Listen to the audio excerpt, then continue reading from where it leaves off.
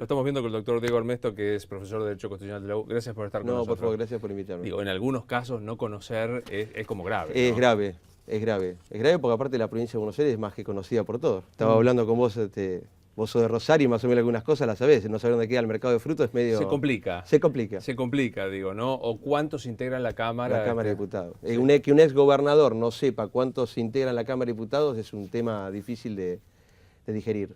Contanos, para los que no somos especialistas en Derecho Constitucional, ¿qué resuelve la Corte en el caso Zamora? En el caso Zamora resuelve una cuestión que es un planteo que hace la Unión Cívica Radical, que integra un frente, donde solicita que la Corte le dé certeza a este estado de incertidumbre que existía en la provincia, donde la justicia electoral y principalmente el juzgado de civil y comercial de primera instancia le había otorgado al gobernador la inconstitucionalidad de la cláusula sexta, que es esa cláusula que dice que se va a considerar como primer periodo cuando se reforma la Constitución de Santiago del Estero, porque él había reformado y tenía el primer periodo que iba hasta el 2009, del 2009 al 2013, y ahora estaba pidiendo un tercer mandato. Para hacerlo gráficamente, como pasó con la reforma del Pacto Olivos-Alfonsín y Menem, y hubo una cláusula transitoria que decía, el primer periodo de 6 años es primer periodo y solo tendrá 4 más. Exactamente. Menem en su momento intentó, claro, con Busto Fierros, me acuerdo, en Córdoba, sí, intentó la posibilidad de tener una re-re, pidiendo la inconstitucionalidad de la cláusula octava en la Constitución nacional, que se corresponde con el 90, que es igual al 152 de la Constitución de la provincia de Santiago del Estero.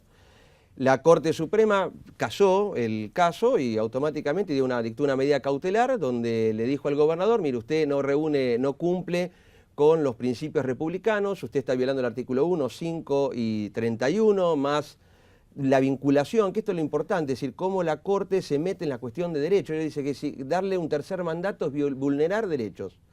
Y le termina dando la razón al planteo que hace la Unión Cívica Radical. Lo extraño es que en el año 2004... esta misma Corte, no con la misma conformación, habían resuelto el caso Fellner, donde tanto Maqueda como Zaffaroni habían dicho que como ya se había hecho la elección y ya estaba por asumir Ferrer, no se podía tratar el tema, y el resto de la Corte había dicho que era una cuestión netamente corte local y que se tenía que cargar directamente la provincia de Jujuy y el Poder Judicial de Jujuy.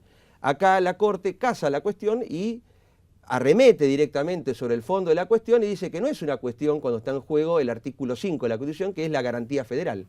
Es decir, que las provincias tienen que respetar la forma representativa republicana y federal. Automáticamente las reelecciones lo que hacen es romper el sistema republicano y representativo y... de la periodicidad de los cargos. Esto es una gran discusión que se puede dar en la provincia de Buenos Aires con el tema de los intendentes, que se reeligen in eternum, que es una cuestión que debería buscar algún camino de solución, porque la alternancia hacia la democracia. Ahora, me parece que acá hay como dos cuestiones en debate. Una de fondo, propiamente dicho, cuál es el sentido o el espíritu de la Constitución de Santiago del Estero, y otra de forma, tiene competencia la Corte Suprema de Justicia de la Nación. Yendo al fondo, digo, parecía, si uno lee la cláusula transitoria, que era inequívoco. O sea, le decía, ya tuvo su primer mandato, tiene un segundo, no tiene la posibilidad de la reelección. Digamos, ¿qué se hace pesar más? ¿El fondo, el espíritu o una cuestión de competencia? No, lo que hizo pesar la Corte es la intención del Convencional Constituyente de Santiago del Estero cuando reformó la Constitución e hizo esa cláusula. Lo que la Corte dice, y es, a ver, voy a dar un ejemplo, como un tirón de orejas a la jueza de Santiago del Estero, y es un mensaje para el resto de los poderes judiciales de provincia, es que un juez no puede arrogarse la facultad del pueblo.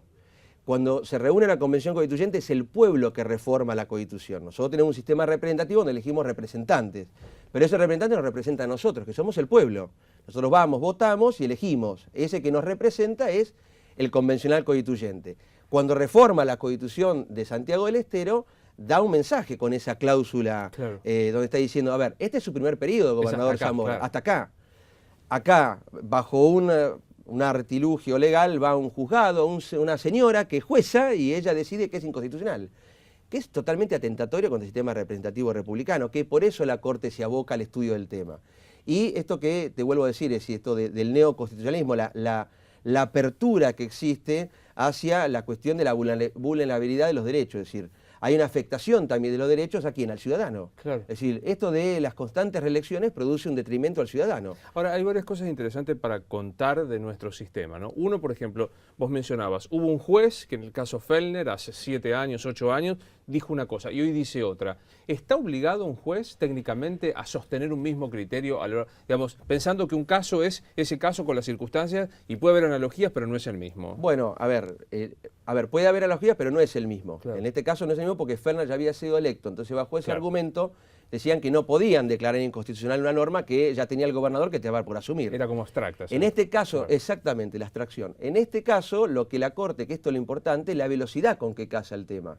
Y la velocidad con que se aboca al estudio del tema, antes del 27 de octubre, porque si el domingo eran las elecciones y la Corte lo estudiaba la semana que viene, terminé diciendo que era abstracto.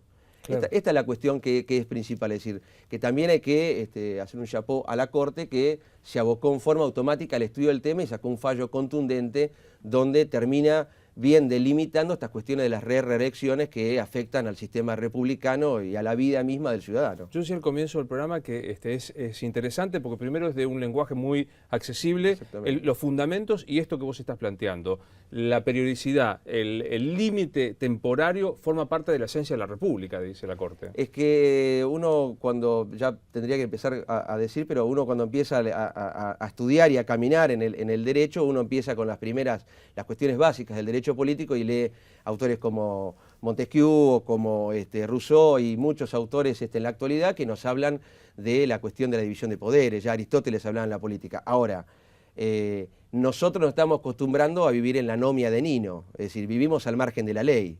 Entonces, cuando se vive al margen de la ley, desde los estamentos superiores para abajo se destruye el sistema de derecho. Entonces yo creo que la Corte lo que está haciendo es tratando de reconstruir estas cuestiones que se hacen fundamentales para el ciudadano común, porque estas cuestiones capaz que no, hoy pasan como una noticia importante y le pasa de lejos al señor que está en este momento en la calle caminando, pero no es tan lejano. No es tan lejano. Doc, gracias por haber venido. No, gracias a vos, Luis. Por los dos, ¿tenés Twitter? ¿Te podemos seguir en Twitter? Sí, señor. ¿Cómo es tu nombre?